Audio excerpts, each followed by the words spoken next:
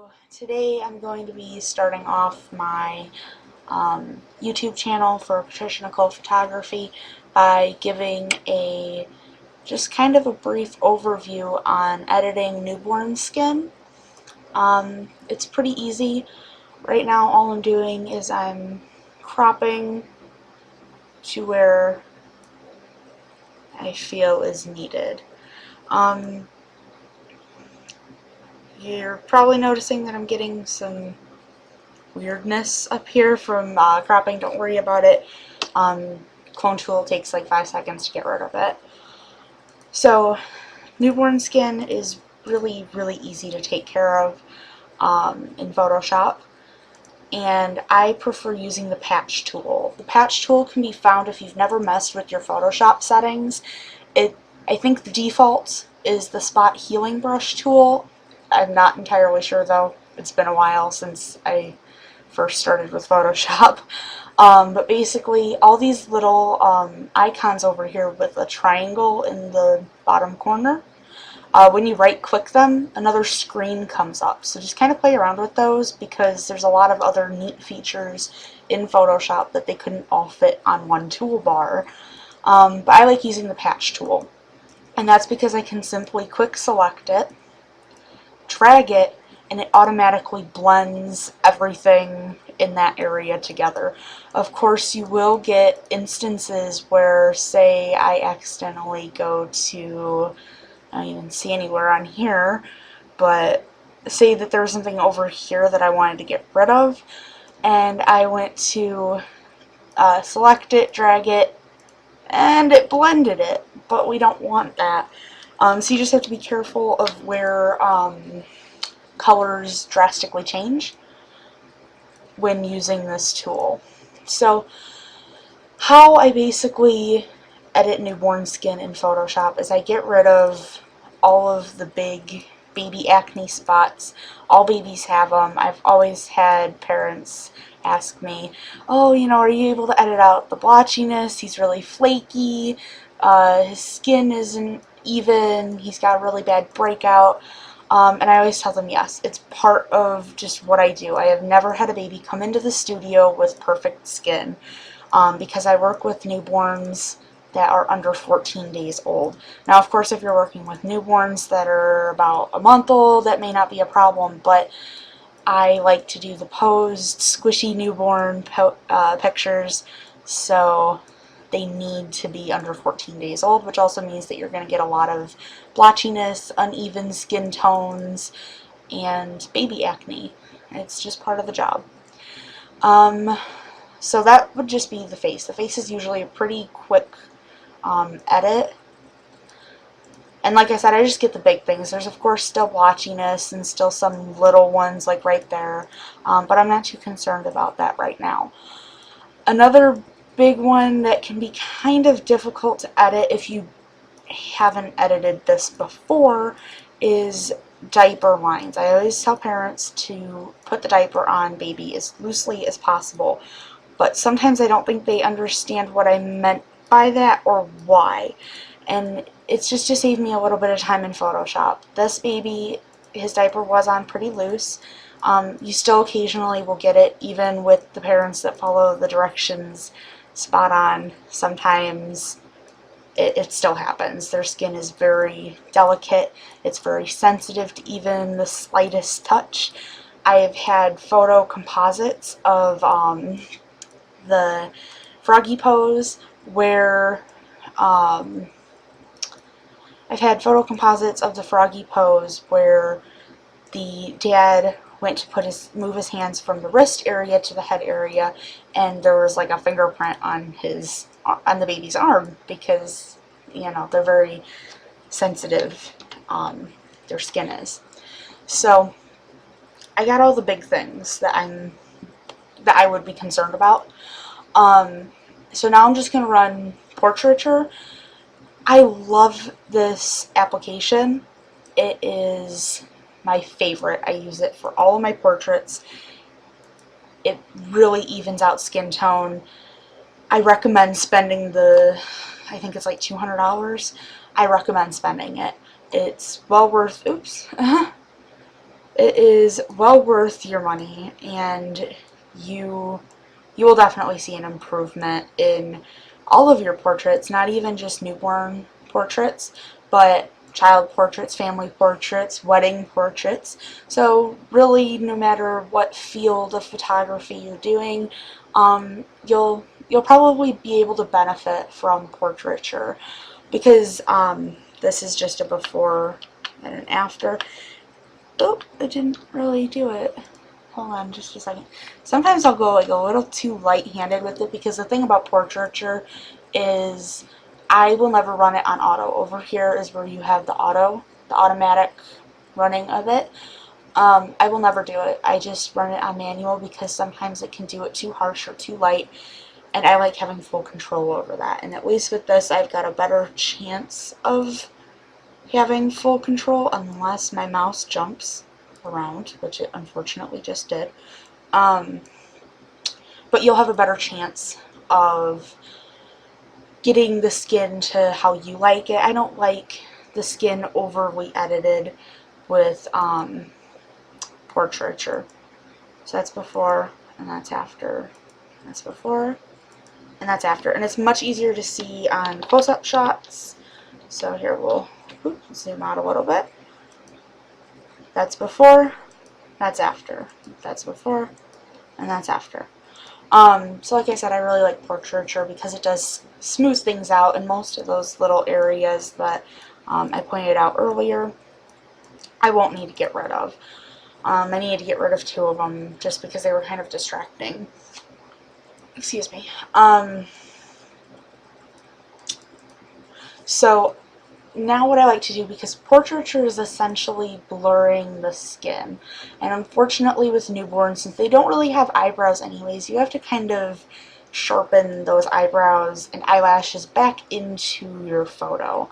So I'll just take the portraiture, not the portraiture, I'll take the sharpen tool on about 50% and just sweep it back and forth key areas of the face, such as the eyes, lash line, the nostrils, their lips, these baby wrinkles, just the essential parts of the photo that really, I don't know, I guess to everyone that's subjective, but these are just the areas that I like to grab real quick.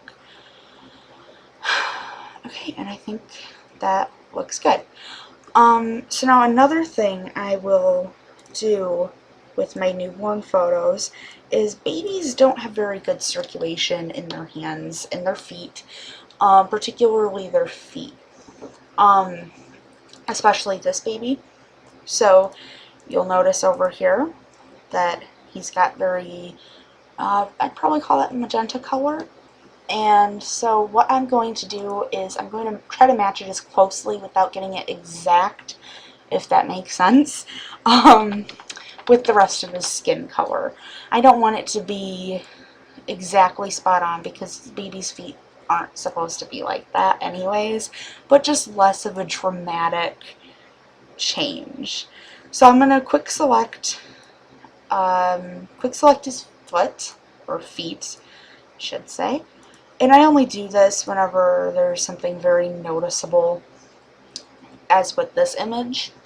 And we go up to Image, Adjustments, and Color Balance. And in Color Balance, you'll be able to move the sliders, and you just do the opposite of whatever is happening in the photo. So in this photo, I see a lot of magenta colors going on. So I'll move that up to about 3 on the green side, and now it's looking a little red. So I'm going to move it down 3 on the towards cyan, I can never pronounce that, towards the very light blue color over there, and less on the red. I'm also noticing quite a bit of yellow over here, so, but I don't want to go too much towards the yellow, so I might bring it more down towards the yellow, because this baby's skin tone is rather yellow. And now the only parts that I've really got to get are in the shadow. Probably bump that up 1.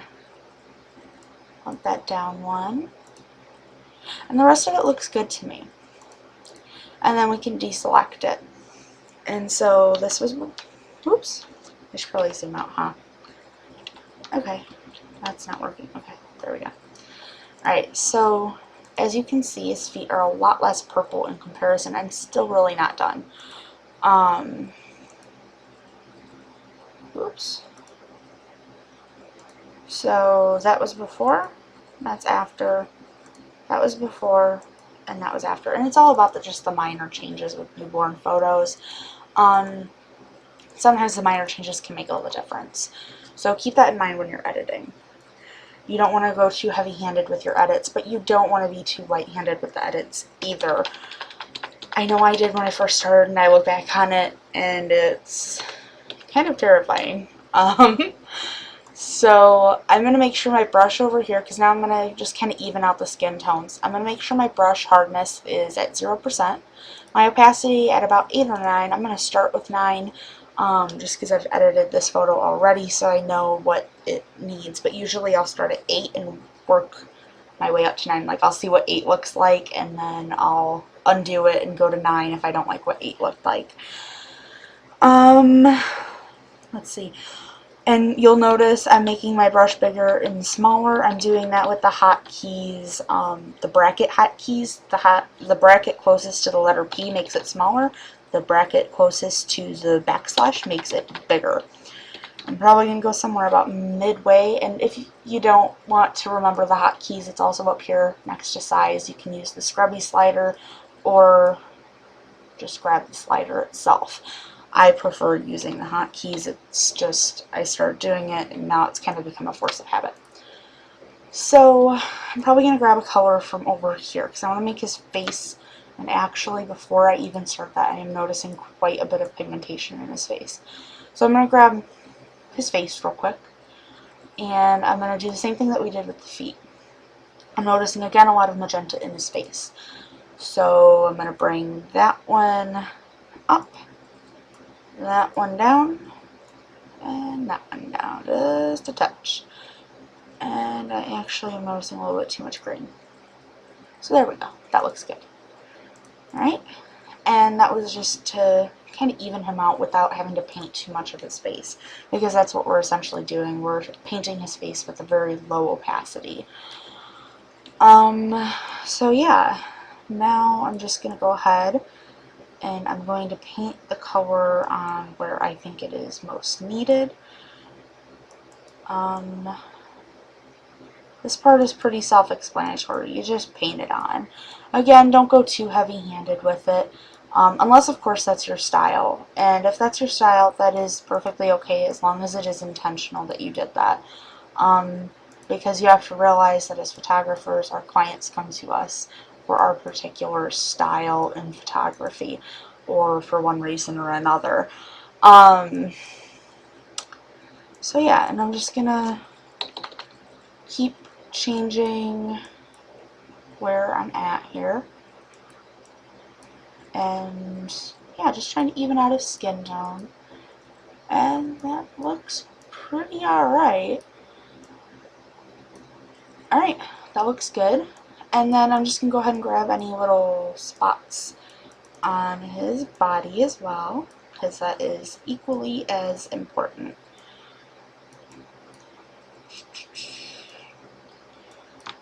Going, again, just kind of doing the same thing. And this part, a lot of newborn photographers do. There's really no photographer that I can think of that's like a legit photographer that doesn't really do this part. Just because it does make the image look so much cleaner when you're done with it. And yeah, it creates a cleaner image. Now sometimes you'll notice down by their butts, there's something to clean up over there, or right there was a little line that I didn't want to be misconveyed, I guess. Yeah, we'll go with that.